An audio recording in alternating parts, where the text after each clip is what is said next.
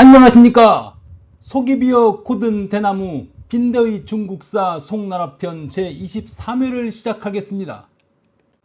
지난 시간에 송은 삼천구 전투, 호수천 전투, 정천채 전투에 이어진 세 차례의 대전에서 서하에게 대패하였고, 이렇게 송이 서하와 대립하고 있는 틈을 타서 거란이 관남 땅을 내놓으라고 압박했다는 얘기를 했습니다. 송은 이제 서하와 화의를 하고자 했습니다. 범중엄이 조정에 글을 올렸습니다.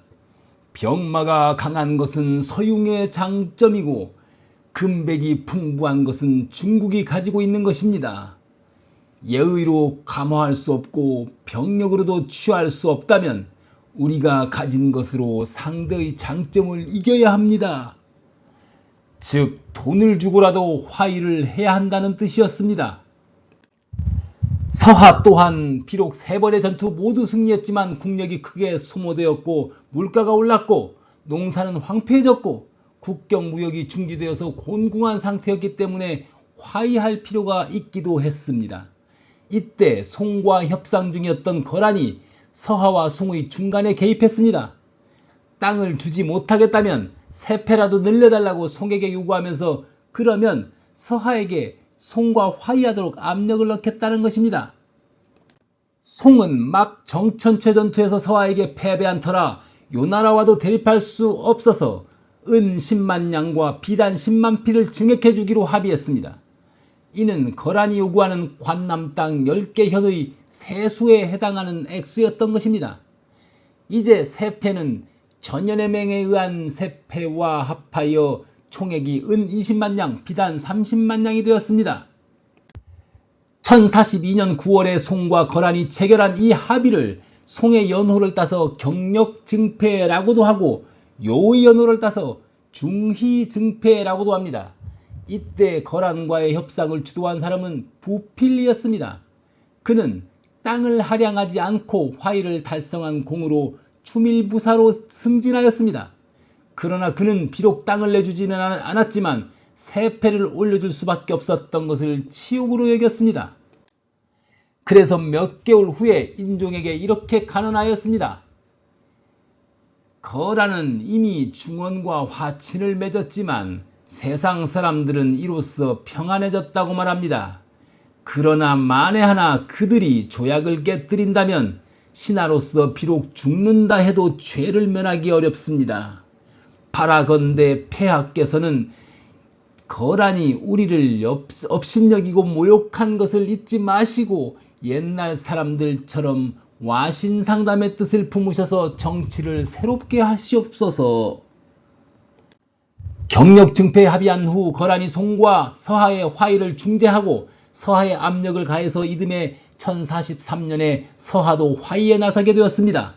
송은 연주, 지주, 방적에게 회담의 책임을 맡기면서 이원호가 송에게 칭신하기만 하면 칭제하는 것도 용납하겠다고 전했습니다.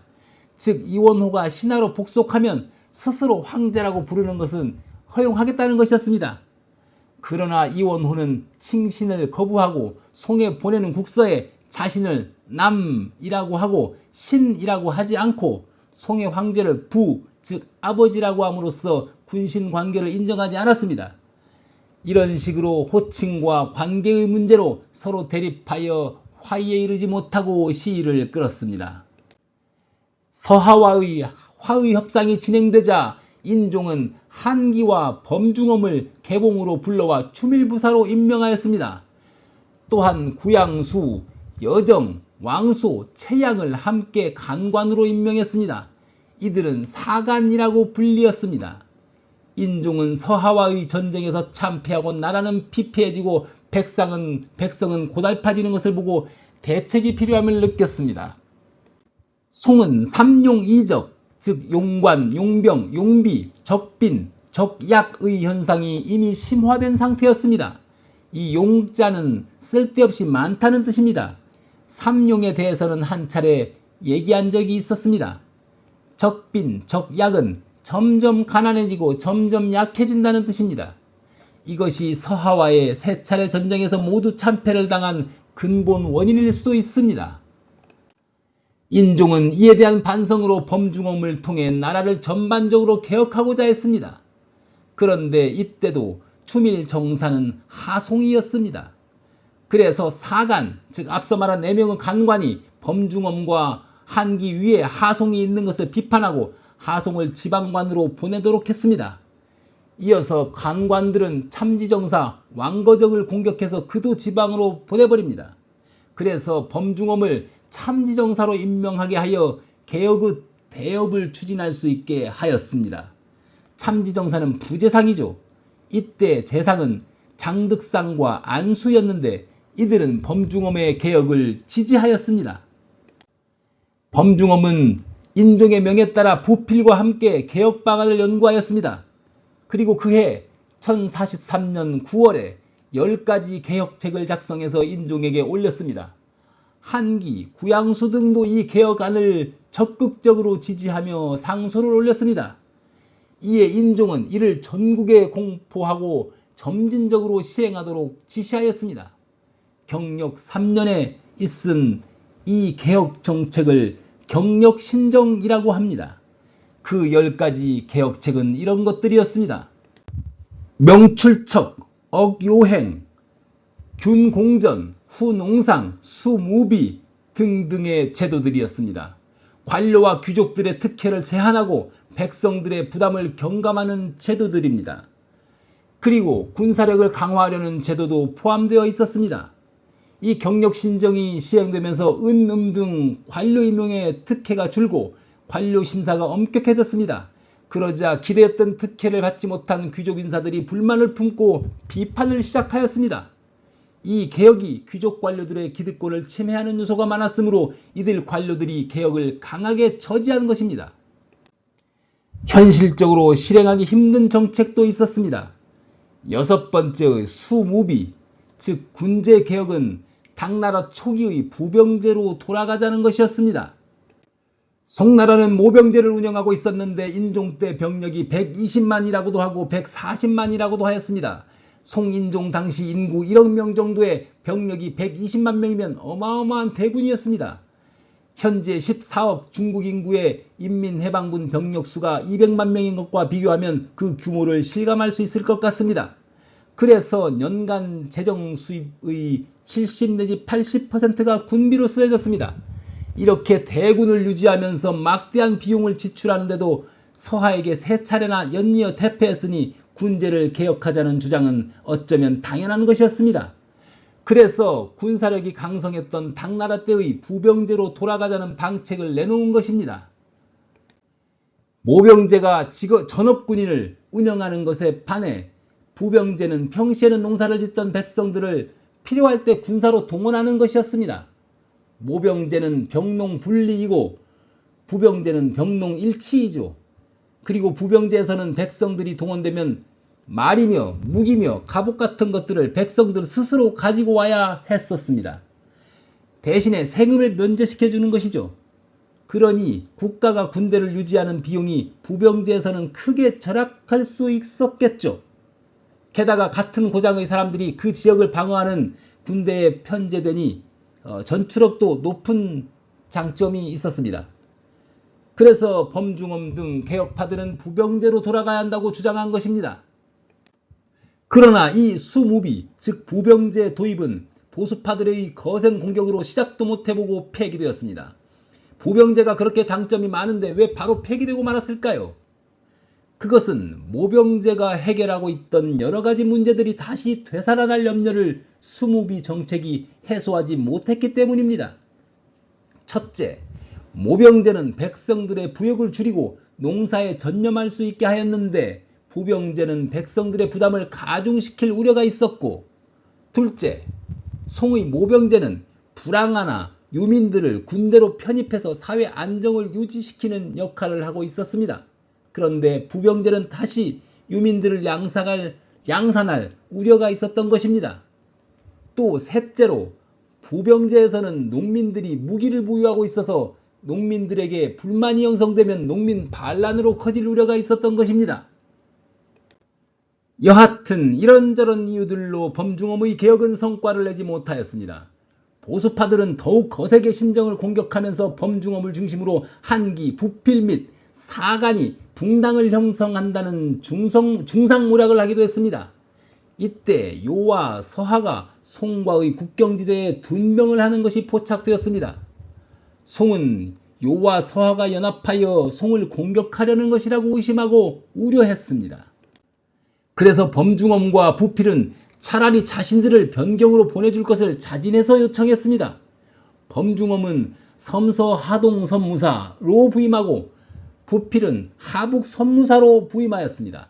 이때가 1044년 경력 4년 6월이었으니 경력 신정은 1년을 채 지속하지 못한 셈이었습니다.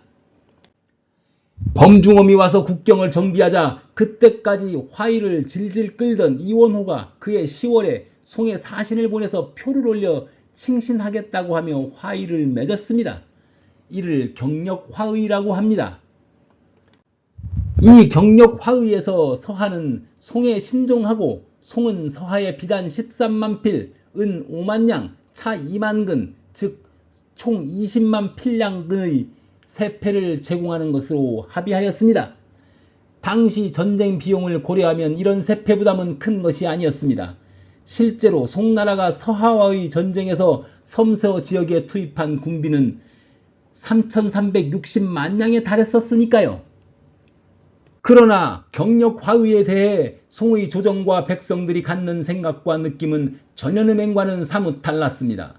전현음행은 송이 국부적인 승리를 하고 송군이 우위를 점한 상태에서 거란이 부득이하여 체결한 것이었는데 경력화의는 송이 서하와의 전투에서 번번이 패배한 상태에서 맺은 화의였습니다. 또 거란은 대적하기 어렵다는 것을 인정하지만 서하와도 화의를 맺는다는 것은 치욕으로 받아들여졌습니다. 부필은 경력화의 체결 후 정치 쇄신과 변경 방비 강화를 상주하고 전현음행의 패단은 평화에 안주한 것이라고 비판하였습니다.